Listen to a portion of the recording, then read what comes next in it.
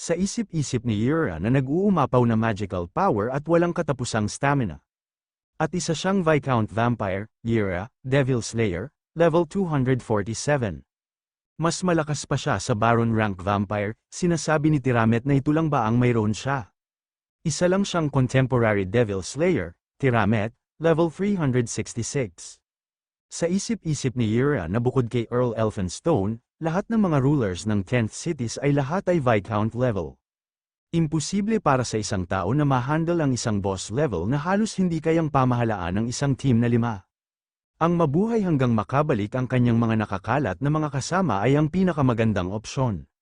Sinasabi ni Yura na nagsasalita siya na parang kilala niya yung dating Devil Slayer. Sinasabi ni Tiramet na maaari niyang gawing maliit ito gamit ang kanyang maliit na baril, ngunit para sa kanya, ito ay hindi makakalimutang pangalan. Ang nagbigay sa kanya ng nakakahiyang peklat na ito. Ito rin ang dahilan kung bakit siya, na nagmana ng pangalang yon, ay mamamatay ngayon. Sa isip-isip ni Yura na nakasurvive siya pagkatapos makaharap ang dating Devil Slayer. Hindi siya ordinaryong Viscount, isa siyang unique named boss. Nagsimula ng umatake si Tiramet, nakaiwas si Yura at mabilis itong nag-counter-attack at tinamaan sa ulo ang vampire na si Tiramet. Sa isip-isip ni Yura na sobrang bilis, nasaktan niya siya, pero kahit na tumama siya sa isang kalaban na may halos 120 level difference. Walang masyadong pinsala, sinasabi ni Tiramet na istorbo siya. Ang lakas ng loob niya na hawakan niya siya, hindi naman siya kasing lakas ng dating Devil Slayer. Nagpakawala ng malakas na aura at napalibutan si Yura. Sinasabi ni Yura na ang katawan niya, hawak niya siya gamit ang magic. Tulad ng ibang vampire, ang Tiramet na ito ay mahusay sa magic at physical combat. Ninanakaw niya ang kamalayan at kontrol ng katawan gamit ang magic, pagkatapos ay tinapos niya sa pamamagitan ng pisikal na pag-atake. Hindi niya ito maiiwasan, ang pagtama ay ang tanging paraan para makalaya. Isasakripisyo niya ang hindi bababa sa 30% ng kanyang mga puntos sa kalusugan at babalik sa posisyon. May lumitaw na shields at na-block nito ang pag-atake ni Tiramet. Nagtataka at tinatanong ni Yura kung ano ang ginagawa ng isang shields dito. Nagtataka at sinasabi ni Tiramet na isang shields, saan nagmula ang basura na ito. At biglang napatalsik si Tiramet dahil sa paglitaw ng shields, at may humawak sa mga kamay nito at pinapalayo siya nito. Sa isip-isip ni Tiramet na kahit na mabilis siyang nag-cast ng defensive magic, hindi niya ito ma-block ng lubos. Ano klaseng bagay ito? May nagsalita at galit na sinasabi nito na seryoso ba talaga? Bakit hindi sila makinig sa sinasabi ng mga tao, ang tanga nyo naman, hindi siya dapat nandito. Kung patuloy niya itong gagawin, natagpuan niya ang kanyang sarili na wala. Ito pala si Greed at ginamit niya ang pagma-sword dance. At nag-activate ang consecutive hits, ang mga direct descendant, ang mga vampirang puro dugo ay maaaring hatiin sa siyam na descendant ng tagapagtatag ng mga ninuno, Berry 8. Sa kanila, ang Viscount na si Tiramet ay nagtataglay ng lakas ng higit sa 3 beses na mas malakas kaysa sa ordinaryong Viscount. Kahit Viscount, isa siya sa direct descendants ng siyam na anak ni Berry 8. Ang pagharap sa isang tao na naglakas loob na saktan ng isang nilalang na dinala ng higit sa pagkabigla ay nagdala ito sa kanya ng kahihiyan. Sinasabi ni Tiramet na ang lakas ng loob niya, isang tao lang ang samugat sa kanya. Sa isip-isip ni Greed na ginamit niya ang blood magic bilang offensive skill. Sobrang bilis ang activation timing, siya ay naghanda ng maaga, kaya hindi siya nag-react ng huli. Galit na galit si Tiramet at sumisigaw at sinasabi nito na isa siyang munting daga. Papatayin niya siya, gumamit si Tiramet ng blood missile. Nakagawa ito ng malakas na pagsabog, sinasabi ni Tiramet na isa siyang mahina, akala niya ba na matatalo niya siya? Sa isip-isip ni Tiramet na nawala ang kalahati ng HP niya dahil sa nakakagulat na pag-atake niya. Gumamit ang God Hand ng magic missile at hindi na naman inaasahan ni Tiramet ang atake nito, at napasok ito ng dugo at sa isip-isip nito na nataman siya ng parang magic missile. Mabilis nang lumilipad si Greed sa likod ni Tiramet at uminom ito ng potion at sinasabi nito na ang depensa niya ay hindi rin dapat kutsain. Gulat na gulat at hindi makapaniwala at sa isip-isip ni Tiramet na archmage ba siya? Hindi, tiyak na gumamit siya ng sword, mabilis na nahawakan ni Tiramet ang binti ni Greed at ibinato niya ito at sinasabi nito na ito ay magulo. At gumamit si Tiramet ng Blood Claws, nagkaroon ng malakas na pagsabog at sinisigaw ni Yura ang pangalang ni Greed. Napapamura at sa isip-isip ni Greed na hindi niya akalain na mag-activate agad ang Doran's Ring. Matigas siya, kung kakalad ka rin niya ito, baka siya ang mahulog. Sa kabila ng paghahasa ng kanyang kakayahan sa burn, na-block ang kanyang pag-atake at na-counter-attack pa siya. Uunahin sana ni Kraugal ang ulo sa unang pag-atake. Kulang pa siya, sinasabi ng system na nakumpleto na, sa isip-isip ni Greed na sa wakas, magandang timing, nasa signal lahat, sabay-sabay nang umatake ang mga God Hand at gumamit si Tiramet ng Blood Shields, sinasabi ni Tiramet na sa tingin niya ay maaari niyang ipagpatuloy ang paglalaro sa mga artifact na yun, nag-counter-attack si Tiramet at ginamit niya ang Blood Fire, nakikitungo sa nasusunog na pinsala at direktang pinsala ng sabay-sabay. Sa isip-isip ni Greed nakapansin-pansin ang kanyang katatagan. Para matalo siya, kailangan ay focus niya ang lahat ng skills niya sa isang punto. At ilabas ang lahat ng ito ng sabay-sabay, ginamit ni Greed ang Black Transformation. Naging half-demon ka, minus 50% ng max health, plus 20% attack power, magic power, at agility. At ginamit ni Greed ang Quick Movement, sa loob ng 1 minuto, tataas ng plus 30% ang iyong evasion rate at doble ang iyong agility. At kasunod ginamit din ni Greed ang Blacksmith's Range, nagpapataas ng atake, kapangyarihan ng 25% at attack speed ng 40% sa loob ng 35 segundo, sulit lahat ng level up sa Bayan Archipelago, ito ay magtatapos sa isang sandali, ang Dexterity, matagumpay ang pagsasama ng Failure at Ierot, sinasabi ni Greed na natanggap niya na ang delivery, ang combination ay tatagal ng 2 minuto, Ierot. Rank, Unique Growth, on hit, bababa ng 50% ang healing rate ng target. Sa isang critical na hit, magdudugo ang epekto sa target ng 3 segundo. Sa 3 hit combo, tinataas ang tindi ng pagdugo na epekto sa target. Tataas ng 200% ang pinsala na nagawa sa target ng 1 segundo. Sa isang 5 hit combo, hihigpitan ang kakayahan ng target na mag-isip ng 0.3 seconds. Sa panahon na yan, maaaring mong i-link ang skill na Hell Sword. Sa isip-isip ni Tiramet na hindi ito ang bilis ng isang tao. Dapat niyang dagdagan ang kanyang pisikal na kakayahan. Gumamit si Tiramet ng Raging Blood, umatake na si Greed at na-activate ang consecutive stab. Sa isip-isip ni Greed na hindi niya akalain na block niya ang 3 sa 5 atake niya. Kung gusto niyang mag-chain sa ikalimang pag-atake, nagtataka at gulat na gulat at hindi makapaniwala at sa isip-isip nito na ang kasanayang ito ay kay Elphinstone. Natalo ba siya ng isang tao? Gumamit si Greed ng Blood Cry. Blood Cry, tatanggalin mo ang sense of balance ng bawat target sa loob ng 30 meter radius. Umatake na ulit si Greed at ginamit niya ang Pinnacle. Sumisigaw si Tiramet sa mga natatanggap niya mga pinsala. Tataas ng 200% ang pinsala mo sa isang target sa 1 segundo. At ginamit ni Greed ang kill, nakatanggap si Tiramet ng critical hit. Napapaubo pa si Tiramet at sa isip-isip nito na hindi pwede ito. Hindi niya akalain na makakatanggap siya ng sobrang pinsala. Sa isang langaw na kagaya niya, paatake na si Tiramet at sinasabi ni Greed na sinusubukan niya bang mag-counter-attack habang pinapanatili ang appearance. Iniisip niya kung gaano niya pa kayang lumaban, nag-counter-attack si Greed at ginamit niya ang Revolve. Naabot niya ang 5-hit combo, ang ability mag-isip ng target ay resisted ng 0.3 second. Maaari mo matchain ang skill na Hell Sword, sa isip-isip ni Greed na nawala na siya ng kakayahan mag-isip ng 0.3 seconds. Kaya niya nang tapusin ito ngayon, ginamit ni Greed ang Hell Sword. Hell Sword, pinutol mo ang isang kalaban at tinatanggap mo ang 2,400% ng iyong physical attack power bilang damage. Kung nagawa mong mapatamaan ang sword key na nabuo, magkakaroon ka ng dagdag na 100% na pinsala. Mana cost, 1,000, cooldown time, 15 minuto, kontrolin ang sword key gamit ang panel. Mayroon kang 1 segundo, sa isip-isip ni Greed na ang Hell Sword ni Ierot. Lumampas ang damage output nito sa level 4 kill. 1 segundo, dapat niya siyang tamaan hanggat maaari. Nakatanggap si Tiramet ng critical at may 1,229,112 damage ka na sa target. Na-absorb mo na ang kalusugan nito sa option effect ng Elphinstone's Ring. Nakatanggap si Tiramet ng 17,071 na pinsala, at nakatanggap ito ng critical. Nakatanggap ang target ng 51,213 na pinsala, naka-cooldown ang Hell Sword. Sinasabi ni Grid na 4 lamang sa 24 ang nakuha niya. Kailangan niya ng maraming kasanayan, sobrang kompleks ito, at walang panahon. Iniisip niya kung magagamit niya ito ng maayos kahit magsanay pa siya. Naka-cooldown ang Blacksmith's Rage, sobrang dami ng skills ang ginamit niya. 33 mana na lang ang natitira sa kanya, gayunpaman, isa siyang kalaban na kinailangang patayin kaagad. Kung sobrang tagal niya pang pinatagal ang laban, siya pa ang dehado.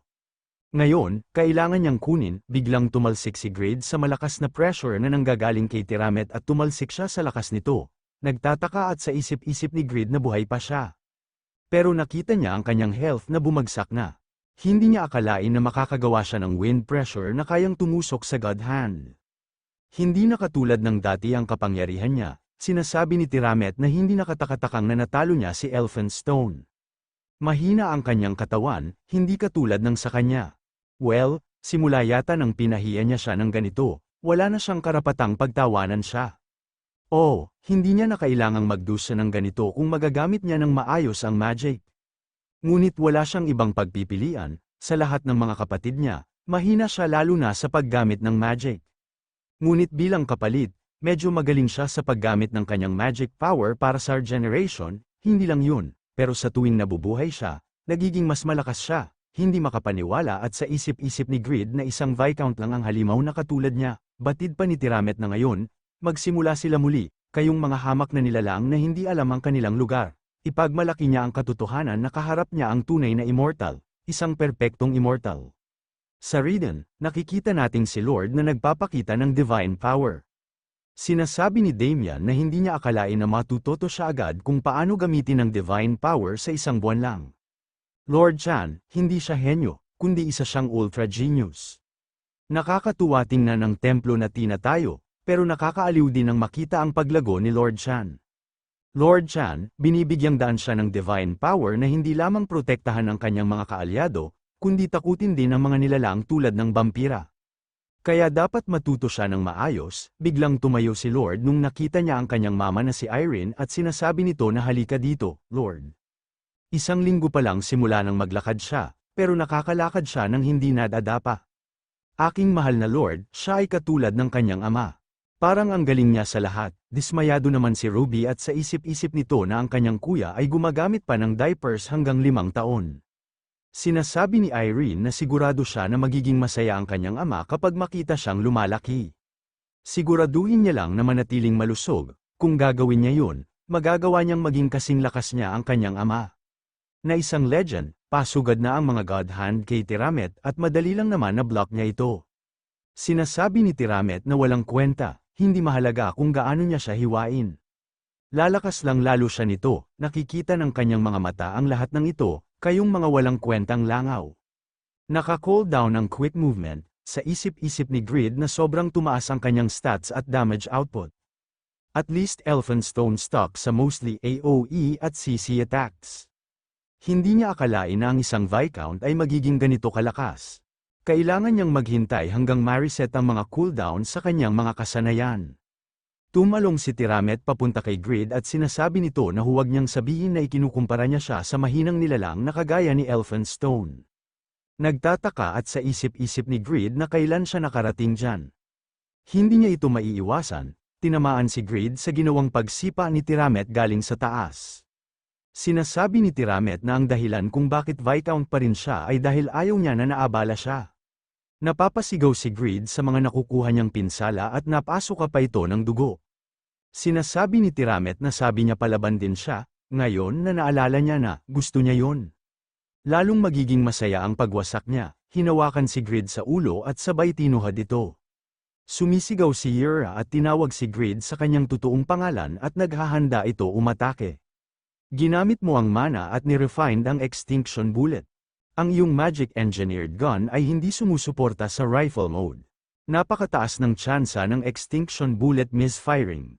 Nabigo ka na paputukin ng extinction bullet, bumaba ng 75% ang durability ng Ryan Fuzz magic gun. May pagkakataon na baka ito ay masira, ginamit mo ang mana at nagsagawa ng vindictive sword. Sinasabi ni Yura na hindi dapat niyang iligtas si Mr. Yang Wu. Ang iyong magic engineered sword ay hindi sumusuporta sa bayonet mode. Napakataas ang tsansa ng Vindicative Sword na mabigo. Nabigo mo gamitin ang Vindicative Sword, naging 0 na ang durability ng Ryan Foss Magic Gun. Permanente na itong nasira, hindi na maibabalik ang mga nasira na items. Sa isip-isip ni Yura na ang level 180 restriction sa Magic Engineered Gun na nabuo sa mga pasilidad ng alchemy. Halos hindi malaman ng human alchemy kung paano ito muling likhain, kaya isa pa rin itong hindi kumpletong bersyon. Ang mga dwarves lang ang makakabuo ng mga tunay na magic guns na sumusuporta sa mga anyong pistol, rifle, at bayonet. Pero nakablock ang advancement quest niya, kaya hindi siya makapunta sa lupa ng mga dwarves, Tal 5. Ilang beses na niya siya niligtas, hindi niya kaya siya mamatay. Dapat niyang iligtas si Mr. Yang Wu, kahit anong mangyari. Ryan Foss Magic Gun, Usage Condition, Level 120 o mas mataas. Napahinto naman si Yura at may nagsalita at sinasabi nito na kumalma lang siya, ayos lang siya. Ito pala si Randy at sinasabi nito na ang kaibigan ni Greed. Lumago si Randy sa bayan, natutunan niya ito para sa kaibigan. Randy, level 200, skill, palitan ang mga lugar na may kinopia na target. Sinasabi ni Greed na wag niya lang ilipat ang kaibigan niya, bata. Umabot na sa 0 ang vitality ni Randy. Hindi mo na siya masa-summon sa susunod na 24 na oras. Umatake na si Greed at ginamit niya ang kill, uminom si Greed ng mana potion at para ma-recover niya ang nawala niyang mana. Napapamura at sa isip-isip nito na kahit sobrang daming damage, naka-recover pa rin siya. Nauubusan na siya ng potion, kaya hindi niya siya mapapatay sa mga ataking nagtatanggol sa kanyang mana. Parang walang paraan para patayin siya, paano niya siya matatalo? Sumisigaw at galit at sinasabi nito na ang lakas ng loob niya na linlangin siya. Dudurugin niya siya hanggang maging pira-piraso at pagbabayaran niya ito. Napahinto si Yura at malalim ang iniisip at sa isip-isip nito na ngayon na napagtanto niya na. Ang sugat na natanggap niya mula sa dating Demon Slayer. Bakit hindi pa ito naibalik sa kabila ng kanyang labis na kakayahan sa pag-recover? Sinasabi ni Yura na siguro, ang lakas lang ng Demon Slayer. Napalingon si Yura sa likod at may nagsalita at sinasabi nito na siya ay nagbabalak na mag-obserba lamang mula sa malayo, ngunit sa gitna ng gayong desperado na sitwasyon, tila naabot niya ang tamang conclusion. Dahil dito, hindi lang siya tatayo dito at walang gagawin. Worth it ang pagsunod kay Mr. Greed sa labas ng mundo. Siya pala si Stick, tinatanong ni Yura si Stick kung paano niya nakilala si Mr. Yang Wu. Hindi, bago yan, kung tama ang assumption niya. Tinatanong ni Styx na ano ang gusto niya, tutupadin niya ito para sa kanyang importanteng kaibigan. Kung siya ang partner ni Mr. Greed, higit pa sa sapat ang kwalifikasyon niya. Patuloy pa din ang panghampas ni Greed sa kanyang kalaban at sa isip-isip nito na kung ikukumpara sa ibang mga manlalaro, ang kanyang mga istatistika ay napakalaki. But against this guy, siya yung pinapaatras, nakatanggap si Greed ng 9,975 na pinsala. Batid pa ni Greed na walang katotohanan ang vampire na ito. Ang vampira na ito ang posible na pinakamalala na laban para sa kanya. Pero kung iiwas siya, masasaktan si Yura at ang elf. I bet kung kakalabanin niya siya, malamang madali niya siyang matatalo. Kraugle, nagtataka si Greed na hindi iniwasan ni Tiramet ang pag-atake niya, at bumaon lang ito sa kanyang katawan. Sinasabi ni Tiramet na isang counter-attack na binuhos niya na ang kanyang buong lakas. Naglalagay siya ng maraming pagsisikap, ngunit walang saysay na iwasan ito. Wala siyang magagawa sa kanya sa isang crappy sword na ganyan. Nagkaroon ng pagbabago sa sword at biglang naghiwalay ang failure at ang Iarot. Tapos na ang time ng pagsasama ng failure at ang Iarot. Ginamit ni Tiramet ang Blood Tornado, tinatanong ni Greed kung ano ang ginagawa niya Noe. Tulungan niya siya, ang pet na si Noe ay natutulog. Tumatawa at tinatanong ni Tiramet kung ang lahat ba ng kanyang laruan ay nawala na. Wala na ba siya na natitira, pagkatapos ay sa tingin niya ay oras na para mag-alay siya ng kanyang dugo at mamatay. Napapamura at sa isip-isip ni Greed na wala na siyang magagamit, may nagpakawala sa malayo ng isang pag-atake at tinamaan si Tiramet. Nakawala naman si Greed sa pagkakahawak nito ni Tiramet. Gulat at napatingin si Greed sa lugar nila Yura at nagtataka, habang nakatutok pa din ang baril ni Beatrix at naka-autolock kay Tiramet dahil trash talker at TP pa ng TP si Tiramet at naghahanda ito na gamitin ang SS ni Beatrix. Si Yura palakala ko si Beatrix, Alex's magically engineered gun. Rank, unique, nagtataka at sinasabi ni Tiramet na ang pagkabigla na ito, kapareho ito ng noong 150 taon na ang nakakaraan, si Alex, ang lakas ng bastos na yan, pistol mode. Attack power, 419, mana purification rate, plus 30%, rifle mode. Attack power, 914, mana purification rate, minus 20%, firing speed, minus 50%, bayonet mode, attack power, 705, attack speed, plus 10%, stabang attack, plus 30%, maaari kang magpalit ng mga mode minsan bawat 5 segundo. Ito ay isang magically engineered gun na ginawa ng Dwarf Master Milpo, na nagturo ng marami kay Pagma bago siya naging isang alamat. Nakaka-etch sa loob nito ang essence ng technique ng Dwarf, usage condition, Demon Slayer. Nagtataka at sa isip-isip ni Yura na mula sa mga pagbabago ng mode, malaki ang attack power, at mana purification speed. Ito ay hindi ka panipaniwala, hindi ito makukuha sa ibang magic guns. Sinasabi ni Styx na ito ang baril na ginamit ng kaibigan niya na si Alex, ang dating Demon Slayer, noong bata siya. Sa isip-isip ni Styx na ang baril na yan ay maaari lang makuha kapag na-cleared na ang secret mission sa 25th Island. Mabilis na ginamit ito ni Yura at nagulat naman dito si Styx, at sa isip-isip nito na isang purification speed ng mana bullet na katulad ni Alex. Mabilis siya, sinasabi ni Styx na isa yan sa Lucky Gun. Please, ipagpatuloy ang pagtapat sa daan ng bayani. Sa isip-isip ni Yura na tinutulungan niya ako sa tuwing itinutulak niya siya sa isang sulok. Para siyang lambat na samalo sa kanya, patuloy pa din ni Yura inaatake si Tiramet. Sumisigaw at sinasabi ni Yura na Mr. Yang Wu, huwag niyang hahayaan na bigyan siya ng oras para makarecover siya. Ngayon na, sa isip-isip ni Greed na nararamdaman niya na nakatanggap siya ng pinsala. Super effective ba ang mga skills niya sa mga demon? Kahit na ang kanyang mga istatistika ay mas mababa kaysa sa kanya, siya ay gumagawa ng 1.5 beses na mas maraming pinsala kaysa sa kanya. Ito lamang ang pagkakataon para matalo ang zombie na ito. Minsan niya lang siya naku-corner, ginamit ni Greed ang linked kill at link.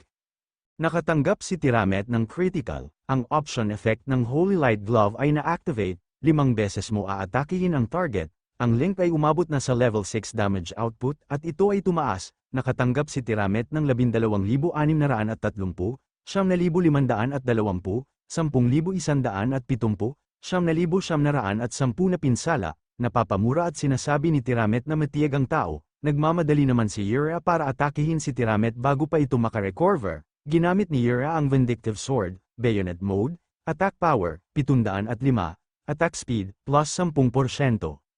Stabang attack, plus 30%, sumisigaw si Tiramet sa mga natatanggap niyang pinsala, at sa isip-isip nito na dahil sa sugat, hindi siya nakaka-regenerate ng maayos. Sinasabi ni Tiramet na walang paraan na siya ay matatalo, ang isang descendant ni Miss Burl-A, at matatalo laban sa mga hamak na nilalang na tulad niya. Nagmamadali na din si Grid para umatake, at sinasabi nito na ang kanyang regeneration ay bumagal. Dahil na-corner niya na siya, isang atake pa ang dapat niyang gawin. Ginamit ni Grid ang Pinnacle, sinasabi ng system na wala kang sapat na mana. Sa isip-isip ni Grid na ito na ang huling atake na kaya niyang gawin sa natitirang mana niya. Pinakawalan niya na ang kanyang magic missile, sumisigaw si Grid at sinasabi nito na Yura. Ngayon na, may isang malaking skill pa siya, di ba? Naghahanda na si Yura at sinasabi nito na oo, syempre naman. Ginamit ni Yura ang Light of Destruction, tumalsik si Yura sa sobrang lakas nito at gumawa ito ng malakas na pagsabog. Nawasak ang sahig gawa ng pagsabog, nakaluhod at sa isip-isip ni Tiramet na hindi niya akalain na siya, isa sa siyam na descendant ni Berry 8. Lumuhad sa harap ng mga ganitong walang kwentang mga nilalang. Paano siya natalo? Nakakuha ka ng 1,325,810,470 experience. Nakuha mo ang Tiramet's Belt at Tiramet's Shoulder Guards. Ginamit ni Vampire Viscount Tiramet ang lahat ng kanyang lakas at mapipilitan siyang matulog. Napaupo si Grid sa kapaguran at sinasabi nito na masyado silang nahirapan. Good job Yura. Napatingin si Grid kay Yura at nakita niya na inaabot niya ang kanyang kamay. Sinasabi ni Yura na nabayaran niya na ang kanyang utang ng bahagya. Nakangiting sinasabi ni Grid na marami pa siyang natitirang utang, ipagpatuloy niya lang ang pagbabayad at maging masipag.